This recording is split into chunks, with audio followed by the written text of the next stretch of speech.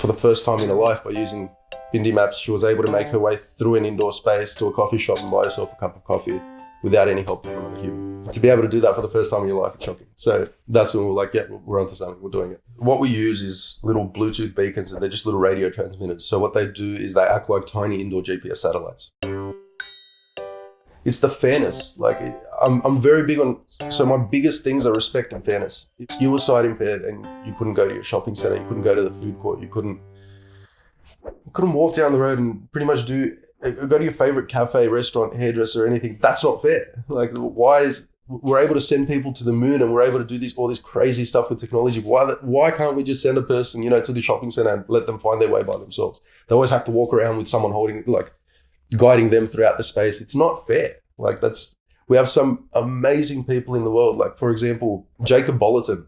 He was, the world's first licensed blind physician. We have Ezra Armagan, a world-renowned painter who was completely blind. And there's just all these phenomenal people. Oh, I forgot his name, but he built a car out of spare parts. He built cruise control for your car, so the cruise control that you use. He built a new sort of locking mechanism, a new fishing rod and reel, a new method for balancing steam turbine rotors in torpedo boat destroyers.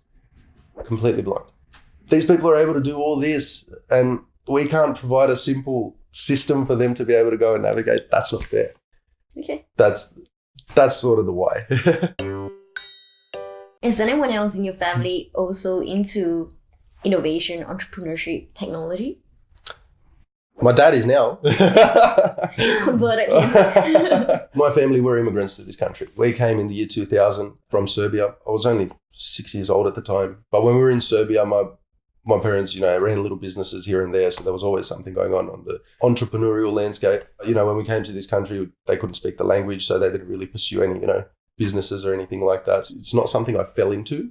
If you believe in the gene pool and, thinking that because, my parents had it in their blood to, start businesses and do all this stuff overseas, I'm going to do it myself, then yes. But to think that, I was trained and pushed towards that direction as a kid, definitely not. Okay, so you don't think entrepreneurship is something that comes with, I guess, the gene pool? It's more of something that is someone is passionate about and they pursue it and they try? I think the characteristics and what exactly the way you'd split up extroversion and introversion. I think those sorts of things and characteristics and the things that are inbuilt in your DNA and that you're trained as a young kid, I think they're definitely in your gene pool, and that's, something that you're born with and that you're pushed towards. But I don't think, this kid's going to be an entrepreneur as soon as he comes out of the womb. I don't think that's something that is embedded, because you still got to have that passion for, the problem you're solving, and you still got to have, that drive and the resilience and all those sorts of things to actually want to go down this path and to start a business and to solve these problems, because it's not easy. Like, you have to love it, just like athletes love their sport, just like artists love their art. It's the exact same concept. And you love it. I love it. Okay. I love it. I honestly could not imagine doing anything different. Yeah. I could, but that was me as a kid. Like, growing up, I didn't always want to think of a new idea and innovate and, down the entrepreneurship lifestyle. But I always knew I was either going to be a lawyer or run my own business. Just because, one, my parents told me you need to stop arguing with everyone. And two, I couldn't, it sounds bad, but I couldn't listen to people without reason. So if someone was to tell me, do that, I was always that annoying kid that was like, why? Yeah. And if someone said because I said so, I'm like, no. So do you have any sort of advice for people who are just starting out? Lots. Don't do it. Number one. No, I think everyone should do it regardless. I think everyone should get a taste. Even if, they don't drop everything and, there's all these people that just say, quit your whole life and throw everything into it. If you're not ready for that, don't. It's as simple as, having a hobby, having an idea and just trying to monetize it, for example. I have an idea, let's go build it and they will come. Doesn't work like that. You have to plan meticulously. You have to, figure out all the steps, what you're going to do, who's going to get it done, how you're going to get it done, how much is it going to cost? Is this the right thing to be building? So, back to the thing, how guide dogs were helping us. If we didn't have their help and we didn't have all these other associations, we would have built something that was completely wrong. It would have been like, okay, we've built this, but what we actually need was that over there. So don't just build it. Okay, pro tip. Where did you learn that from? From one of your ventures? Experience. All right. Yeah, experience. No, look, I learn a lot from experience. I'm always one of those people that, learn, it's so stupid. I need to change the way that I am like this. But I learn a lot from my own mistakes instead of others. Now I've started learning from others. I hope I have. So I've been doing a lot of reading and doing all that stuff. So I'm hopefully learning from other people. Yeah, I tend to learn a lot from my own mistakes, and I have with past ventures, and also, with another hobby of mine is cars. I love working on cars. I love building cars. I love doing all that sort of stuff. I think by the time I was 18, I went through about 7 cars. Yeah. Right. And it was like blown up gearboxes, blown up One engines. a year since you were 11. Yeah, it was bad. The scary thing is I only started when I was 16. Right. Sheesh. 7 cars in 2 years. 2 to 3 years, yeah, 7 cars. 2 to 3. Yeah, no, it was like blown gearboxes, blown engines, blown this, blown clutch, yeah. So it was, and then I'd learn based off that how to fix it. So learning from my own mistakes. Okay, I'm glad you put a positive spin on that. Yeah, no, always. If you don't learn, that's the bad thing. If you make a mistake, learn from it. You've done something, you've learnt. You haven't failed, you've learnt, which is good. There's a few people. There's this guy called David Goggins.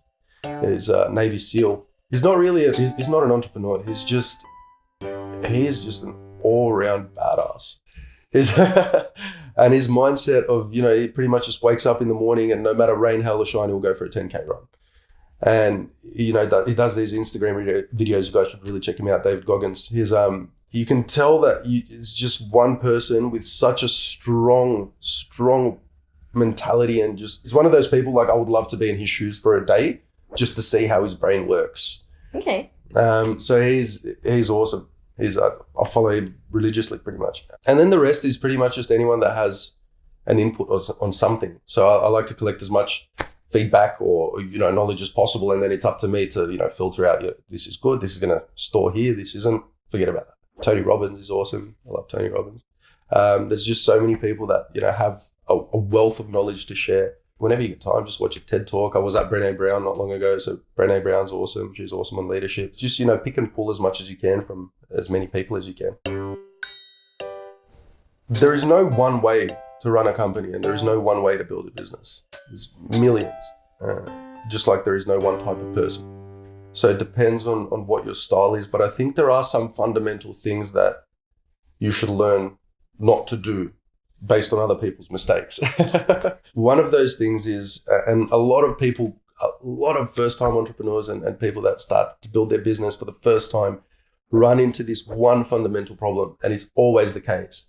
So think about this. You think of an idea and you think of a business, and that's your baby, and you want to grow this. If I go to you, this is my idea, and you go, oh, well, that's crap, that's shit, that's crap. Straight away, you're like, no, you get really defensive. You don't want to put it out into the world until it's ready. So that's the biggest problem, because people don't want that criticism, and it hurts being shot down. Like I completely understand. You want to show someone something, but it's not ready. It's not ready. You can't see it yet. The problem with that is you're going to build something and you've built the wrong thing. 99% of the time, you're going to build the wrong thing. If you don't have any input or feedback or anything like that, if I think of an idea, I'm like, I'm going to build this right now without anyone's feedback. Rare, like it can be done where you hit the nail on the head. Very rare. And most of the time, you're going to waste a lot of time and money. And just to build something, I've seen it firsthand. People have invested $250,000, $300,000 into building something to get like 10 users at the end of it. Personally, myself, I spent like, 30, 40 grand. That wasn't my fundamental mistake. I did get a lot of feedback. I should have done more, because at the end of the day, feedback is one thing, but to actually take your money out of your pocket and give it to me for a solution I'm providing is a completely different kettle of fish. To get people to part with their money, you really got to have something good. My advice would be, sell it first. See if you can sell it first. So sell the solution. When Uber started, it was a text message. Hey, I need to get picked up here. And then the guy will come and pick you up.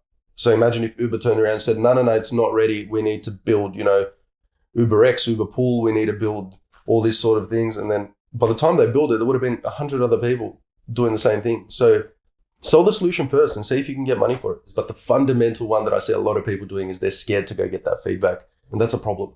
That's a very big problem. Like I know some people right now in this very moment that are doing the exact thing that I'm saying. And I've told them don't. They're like, no, you don't know. Trust me. Trust me, you don't know. And everyone's they're always like, I'm going to build it and watch. Within a month, I'm going to have 10 million users. Only if it was that simple.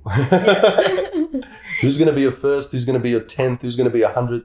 You need to plan all this sort of stuff. It's not build it and they will come. Definitely not. You sound like a battle-hardened veteran. Oh. It's like, I told you so. No, really, like that's the biggest thing. And I learned the hard way. I definitely did. I should have started, with the old company, I should have started literally a text messaging service. I should have started that way. That would have cost me, a SIM card and $30 credit for the month. Okay. So initially it was Anna who conceptualized the idea. Right. And then Anna went through that She Starts program, which was run by Blue Chili. And then Tony Burrett was working for Blue Chili at the time, and he was allocated as the head of product for Banjo Maps. And then they built the MVP together.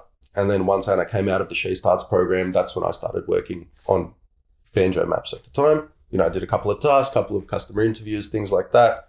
For a short period of time, it was just Anna and I plugging away, working on things. And then Tony ended up leaving Blue Chili and coming on board full-time in July last year. Wow, so he really believed in that idea. Yeah. Wow. So Tony is an absolute genius of a man. He has built, I think, over 45 Australian businesses. He has helped develop over 45 Australian businesses. He was the original founder of carsguide.com.au. Okay.